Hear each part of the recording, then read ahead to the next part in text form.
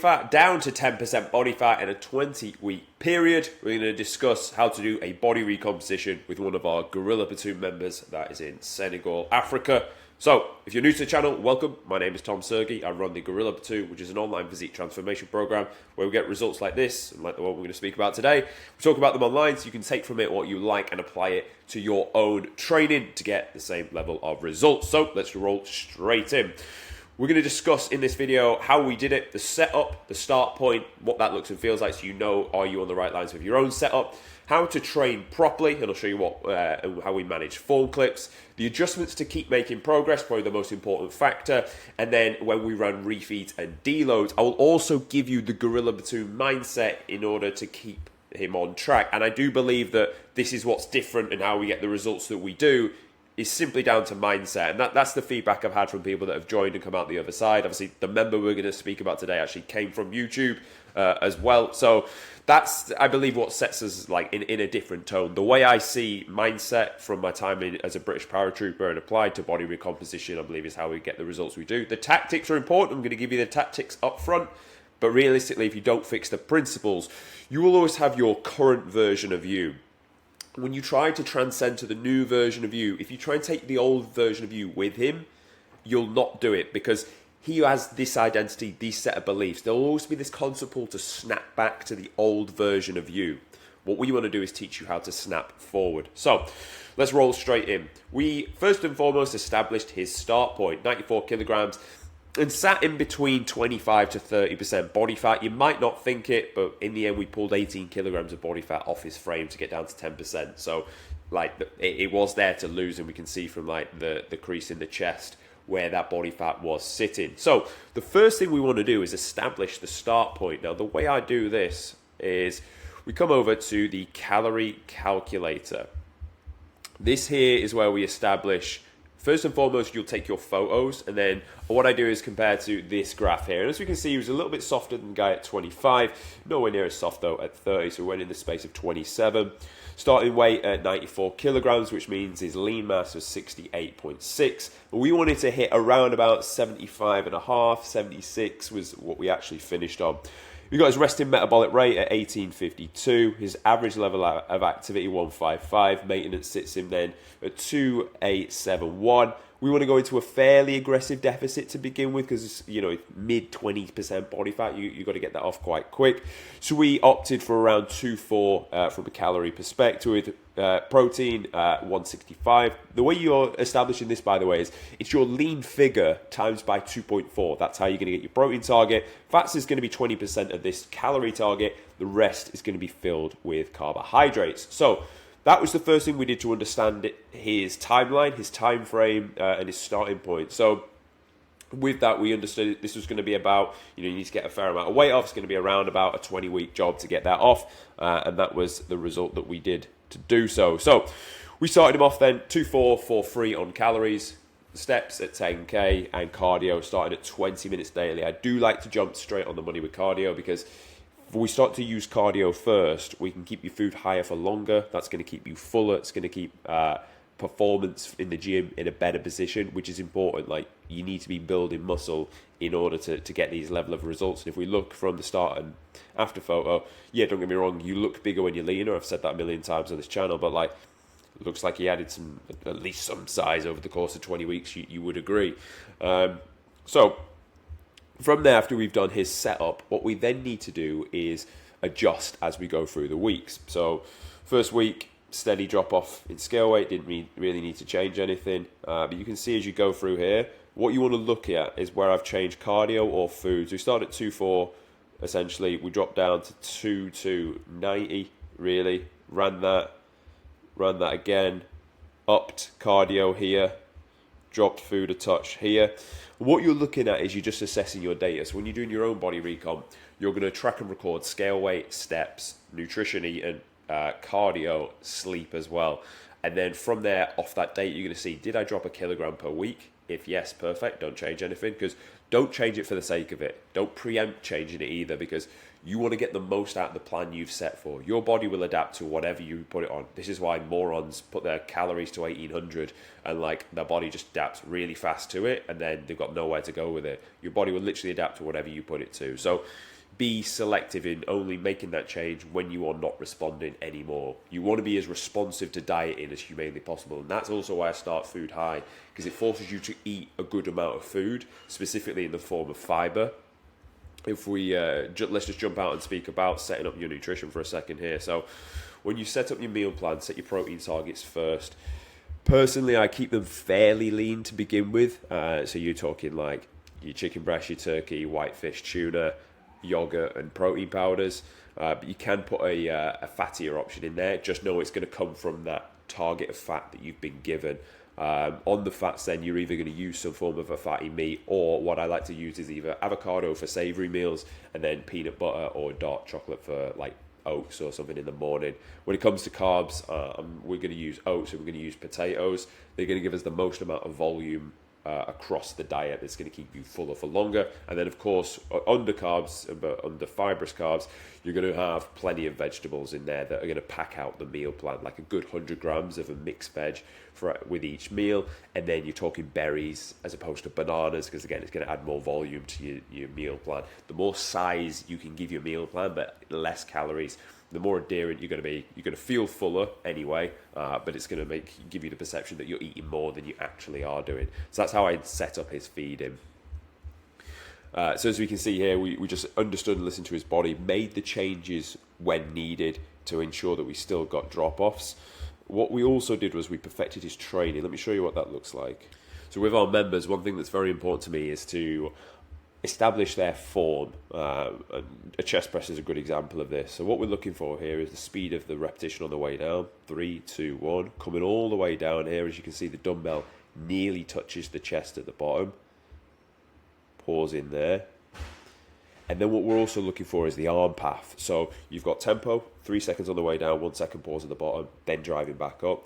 You've then got range of motion, i.e. coming down as deep as you can. You've then got arm path, thinking where does the working muscle start, where does it end? So for a press, we want to tuck in at a 45-degree angle, drive the arm across the body rather than having it flared out at right angle, because you're going to aggravate the shoulder.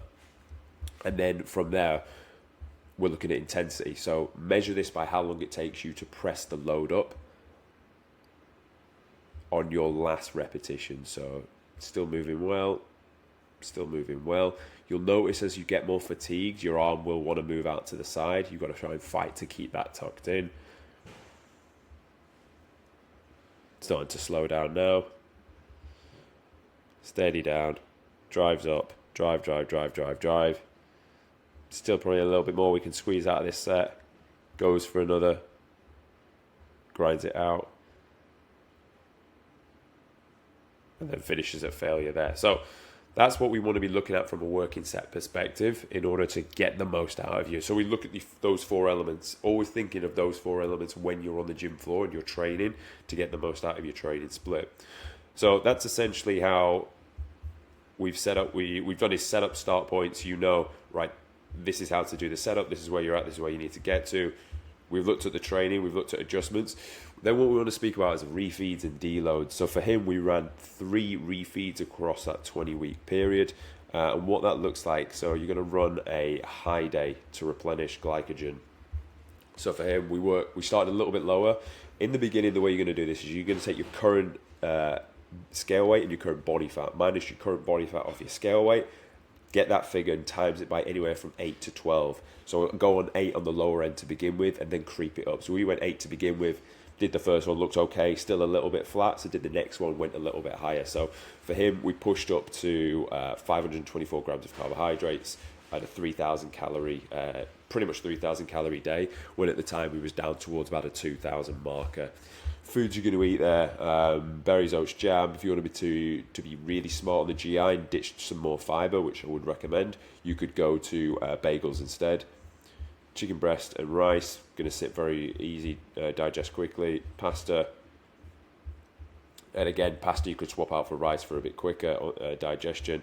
Jam and bread, cereal, and then this meal is to be had like just after you've trained as well. So we ran that 3 times over, because what will happen is you'll go through the phase. You'll get flat as a pancake. He had this obviously on multiple points, but you've got to get flat to get lean. I made a full YouTube video on that. Go and watch it. It's actually the highest viewed video on the channel. You've got to get flat to get lean. And this is where you feel quite small, quite skinny as you're going through the transformation. But you've got to go through that phase in order to get that next bit of body fat off. So you drop that off. You then run a high day. That'll then fill you up. You can see how you're looking full. Energy, you'll be replenished. Therefore, you'll just move a little bit more. Your NEAT or non-activity exercise thermogenesis will increase as well, which is also going to assist in the fat loss. It's not that the refeed like triggers the metabolism. It's more, it fills you up. You've got more energy. You just move more than you were doing when you were absolutely depleted. And it also just gives you a second wind of how you're going to look, because you'll be going, you'll losing like loads of weight, great. But then you'll get to the point where you kind of not that lean yet, but also quite small, and that's when your motivation will be really, really in the bin. That's where you've got to really like stay locked in on this game. That's just a process. As soon as I run a refeed day, boom, full again, motivation's back through the roof, because you understand how you are going to look when you are lean. So I can't stress enough how important it is to run these refeed days. So we ran 3 of them for him.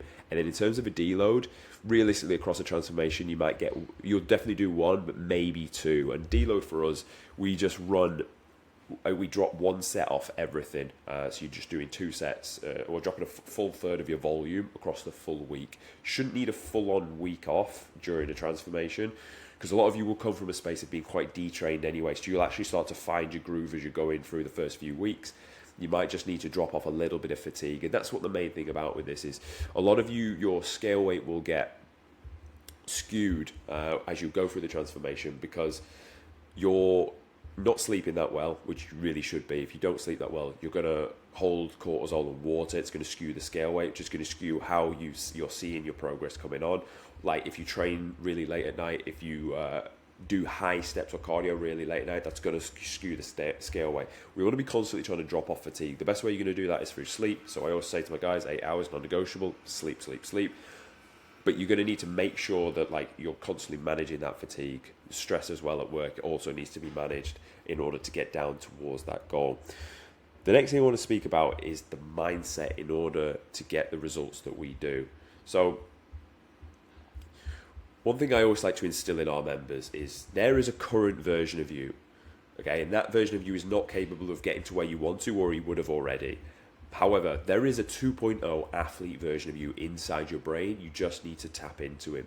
So what you want to do is, and in fact you may have seen it on my home screen, and I can do a full-on video about this at some point. See here, I've got the how to create the 2.0 version of you, and like Alchemy of Self document. All of the members, when they come through the Gorilla Platoon, will do that exact practice. They'll create who is the 2.0 version of them. And what we get them to do then is to think, right, who is the best character they could turn into? And what this is, it's your physical. You're gonna write out, I want a bigger chest, I want deeper abs, I want thicker arms. Cool, yeah, you're gonna write that out as your physical character. But your character is made up of like how well you deal with stress, how well you deal with setbacks, how like your optimistic mindset on things, because a lot of you generally aren't in shape because you don't believe you can actually get there. You've tried too many times to do it, and everyone also has known you've tried too many times to do it. So when you try to do it again, it's like, so-and-so's on his fat loss journey again. This the last 2 weeks. But it lasts 2 weeks because you're not willing to let go of your old self. Why? Because you've got nowhere else to go. So what I do is I give you another option. I give you another person to transcend into, so you can leave that older version of you behind and become that newer version of you. So then simultaneously you go through the transformation. What I like to call this, some people will call it discipline. I call it running away from the goblin version of you. There is a goblin version of you that scrolls on socials all day, eats garbage foods, has a poor mindset to things, like has a negative outlook on life, or watch the news. There is that version of you.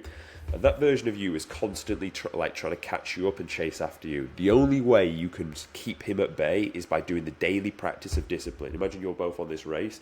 You keep doing the daily practice of discipline, he can't get any closer. You miss on discipline, he can get closer. You miss on discipline, he can get closer, till he eventually becomes you, and that's what he's trying to do. But if you keep doing the discipline and practice, not only can you not get closer, but he's eventually going to start to get further and further away, because he's going to run out of steam and energy. But before you know it, he's going to disintegrate, and he's never going to become you, because you moved into that athlete version of you. So you can just take the tactics from the first section of this video, but if you don't apply that mindset to it, you'll just not change. Like, let's be honest, the fitness knowledge is infinite on YouTube. You can easily get in shape with the knowledge that's on there. However, there's not that many people with a six-pack, so knowledge is not people's issue. It's the concept and the mindset that comes behind it, and I believe that's why we get the results that we do. Speaking of which, so this is obviously how we started, and then this is how we finished Gorilla Platoon member all the way in Senegal, Africa. So if you found this video useful, great, subscribe to the channel. I'll continue to punch them out each and every day. And then if you want to come and join us inside the Gorilla Platoon, there'll be a link in the description. Just drop in and we'll see you on the inside, and we'll go and get the result for you. So thanks for listening, and I'll see you tomorrow.